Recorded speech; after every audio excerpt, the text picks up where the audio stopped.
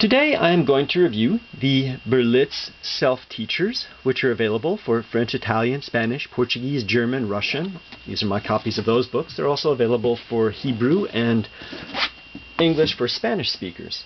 These methods date back to 1949 or 1950 and are a classic exposition of what we call the natural or conversational method, in which you learn through actual dialogues and in which grammatical explanation is kept to an absolute minimum. The structure of these books is kind of special in that they work with an interlinear format. You have 3 lines always. On the top line you get the target language. On the bottom line you have English, the exact direct translation of what you're reading. In the middle you get a transliteration or transcription, which I didn't like at first, but remembering that this dates back to a time before there was portable audio, and taking a closer look at it and realizing that they actually did a very, very good job of inventing their own system, which is somewhat less complicated than the IPA system, and which I do think that an American pronouncing things as they're written out in these books would have a pretty good shot at being understood. So the way this interlinear format works is the first time you go through it, you have to go up and down, and get the meaning. But with repetition and practice, your eyes come to read both lines at the same time and eventually only look at the top line, but still have the full understanding and meaning of the bottom line. So it's a very nice format. You saw that they actually used color at the beginning to teach about color, and in the lessons themselves are structured in such a way that what you are in effect doing is pattern drills that are worked into conversations that are certainly more interesting and, well, less boring at any rate than, say, the government military-style drills that we saw in some of the other courses. It kind of works like this. Here's lesson 13, in which I give you a book. What do you receive from me? You receive the book from me. You receive it from me. You're just concentrating on learning, in this case, the Russian. Я вам даю книгу. Что вы получаете от меня? Вы получаете от меня книгу. Вы ее получаете от меня. That's what you concentrate on, and you don't notice that at the same time you're drilling the accusative and the indirect and the direct objects, and it's kind of a nice method in that sense. Here in lesson 15, you're with what do we walk? A pencil, we write with the pencil. Hand, we write with the hand. Hands, we work with the hands. Чем мы ходим? Карандаш. Мы пишем карандашом. Рука. Мы пишем рукой. Руки. Мы работаем руками. You're not concentrating on the fact that you're drilling the instrumental, you're just learning the vocabulary in a living sentence.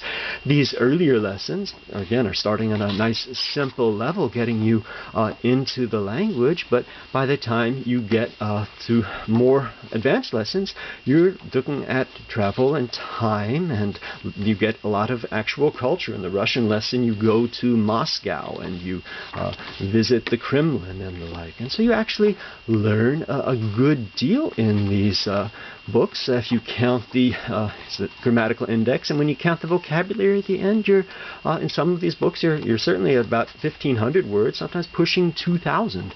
So it's a very interesting, handy method dating back to pre-audio, and if you have your audio sound in your head, or you can work with that transcription, it's nice enough in itself. But there's another special aspect about these books, and that is that the lesson structure is pretty much the same for all the languages. And so you can do, just like the Linguaphone books, it greatly facilitates your learning of a second language. Once you have learned a language with these methods, you have the knowledge of the what's going on, and it just greatly facilitates the process of learning one. So Russian and German and Hebrew might help you with each other when that's not normally the case. But I think more importantly, what's really a lot of fun if you're treading the path of the polyglot and interested in comparative philology is to do some of the same lessons with the different Romance languages that they offer. Here I have Lesson 28 on the animals in both Spanish and Portuguese. And so the lesson text is the animals. Man and the animals can move because they live. To live, they must breathe, eat, and drink.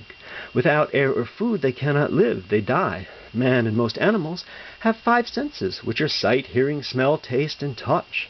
the organs of the sight of the eyes, and so on and so forth. You see that by the time you get to these more advanced lessons, you're dealing with kind of interesting and intelligent material. And again, what you can do with these is you can read the two different languages that you know or are learning back to back and really come to internalize and intuit some of the sound changes and the way the languages are similar and the ways that they're different. You would read the same text. You can read it here. In this case, let's just read one in one language and then in the other, and just remember, have the echo in our head. We would read, los animales, el hombre y los animales pueden moverse porque viven. Para vivir, deben respirar, comer y beber. Sin aire ni alimento no pueden vivir, mueren. El hombre y la mayor parte de los animales. Os animais, o homem e os animais podem mover-se porque vivem. Para viver, devem respirar, comer e beber. Sem ar nem alimento, não podem viver, morem. O homem e a maior parte dos animais. So you get the picture. You can really sort of see the relationship between Spanish and Portuguese by doing this kind of exercise. You can do it, let's do a similar thing with French and Italian. If we take a lesson, another intelligent lesson from the ending on man and his emotions, man resembles the animals. He must eat, drink, and breathe, but man distinguishes himself from the animals because he speaks and because he thinks. We think with the brain, which is in the head. The brain is the organ of thought. How are we similar to the animals? Like them, we need to eat, to drink, and to breathe. What is the great difference between man and animals? It is speech and thought. We have, think of things past or present. We have in the mind pictures called ideas. Well, I like learning by something that has me, learning dialogues like this. And then, again, what you can do is you can read the two sentences also back to back. L'homme et ses émotions. L'uomo e le sue emozioni. L'homme est semblable aux animaux. L'uomo est simile agli animali. Il est obligé de manger, de boire et de respirer. Deve mangiare, bere e respirare. Mais l'homme est différent des animaux parce qu'il parle. Ma l'uomo si distingue dagli animali perché parla et perché pensa. L'homme parle parce qu'il pense. Nous pensons avec le cerveau qui est dans la tête. Pensiamo col cervello che è nella testa. Nous pensons avec le cerveau qui est dans la tête. Pensiamo col cervello che è nella testa. As you keep repeating that, going back and forth and doing this as a regular exercise, you really, again, intuit the changes. And what you can do is just take these books with you on the train and, sort of sit in the back seat and drill these things as you're moving along. They're still in print, still out there. The paperbacks look like these dust jackets that I took off, but I would recommend getting an old hard copy because they have those color things in the beginning. But I was curious to see what Berlitz, which is more of a language school that wants you to come in and learn with them than a self-teaching method. So they don't have anything really comprehensive, but I wanted to see what they have today. In the 1990s, 1992, 93, they came out with their basic course, which is really kind of good in itself. The basic Italian, the basic German, I know, you can't tell the difference by looking at the boxes or the tapes, but the Italian and the German are like 1940s radio programs in which they have sound effects. So they talk about an elevator coming or a car arriving, and you hear the car or the elevator. So the tapes are really very entertaining and good listening. You get 3 solid hours still with the Russian or the Japanese, but without that sound effect thing. So it's just good, solid audio. There's a lot of repetition, but the books are decently explain what's going on, and these are well worth having. Again, very much at the beginner level, they can be a very good help to you. But the most egregious example I've seen of replacing a decent method with an inferior one is their new basic Italian course. The textbook looks like something that I used back when I was 8 or 9 years old. It teaches you a whopping 400 words if you count the vocabulary, and the recordings are no longer purely in Italian, which was always Berlitz's principle, to use only the target language as much as possible. So I wish I could think of something good to say about this, but I can't, whereas this here really is worth your while. Have a look at the Berlitz Self-Teacher.